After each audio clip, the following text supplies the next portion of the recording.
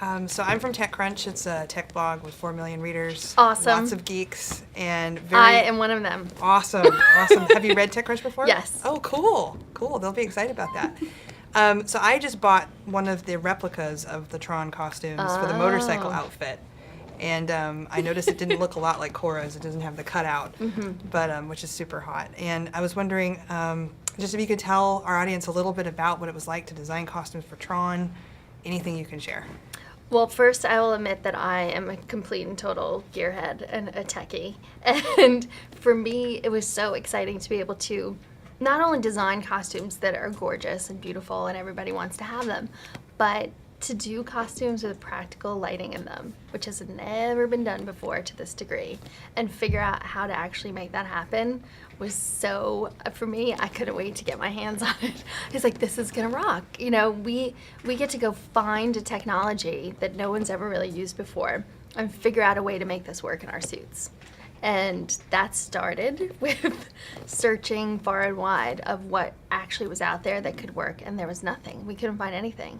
We found one little teeny tiny strip of something that was being used on like Japanese security vests, and we were like, ooh, this little thing could be it. And then we started doing tests and playing with it, and eventually it ended up in our costumes.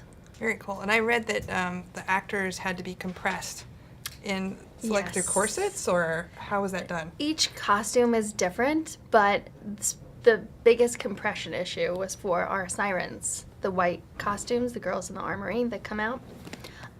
They look so simple. It looks so easy.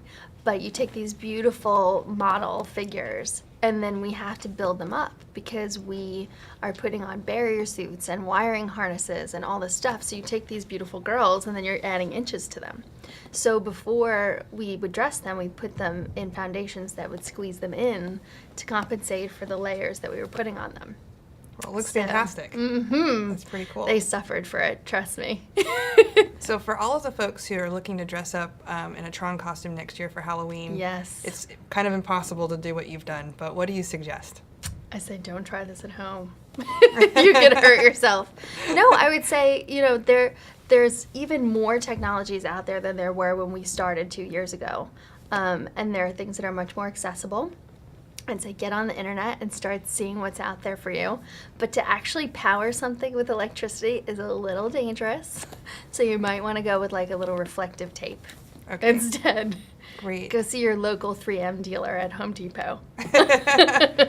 Awesome. Well, thank you very much for your time. Thank you. I really appreciate it.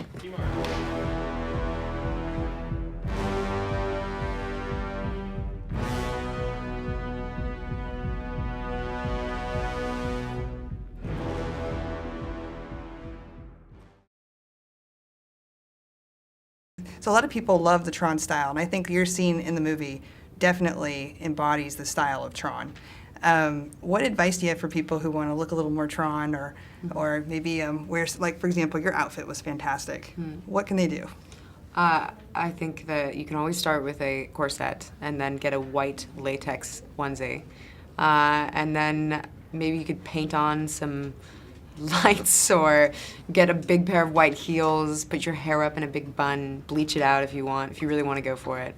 It's just a very streamlined look. I mean, if you can find a way to kind of get in an uncomfortable position that, you know, brings you up and arched and very, you know, the posture perfect, and it's a cool style. I mean, it's an interesting look. What I was amazed at was when, you know, we were doing the scenes in the Underline Club and going, and there would be hundreds of people in there, the inhabitants of the bar, and each person, it was like a snowflake. Each person had a very different variation of the look within there. So there's obviously infinite possibilities. So when you watch the film, just look around at all the different people and the different looks. You know, people were so prepared to have, you know, they weren't wigs, they were like their own hair cut in these asymmetrical designs and different makeup looks, and you know, and it was amazing the detail that was in there. So there's obviously a lot of possibility there.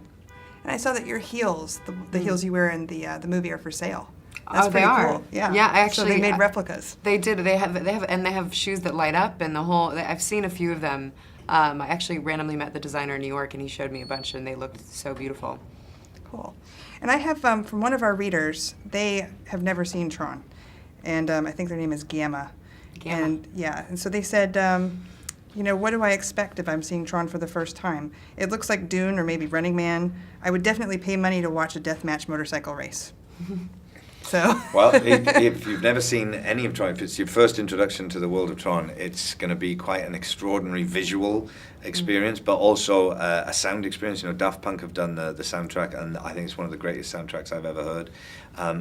But also the story. There's a very kind of complex psychological story going on, and a very simple human emotional story going on about a child looking for his parents. So I think it works on many different levels as a story. So I would expect to be overwhelmed, because that's what I was. I'd never seen the movie, so I was a first-time viewer a couple days ago, and it was one of the most beautiful films in the sense of the look of it, the story of it, the sound of it, everything. And I think you'd just be blown away. Awesome. And what was it like to work with Daft Punk?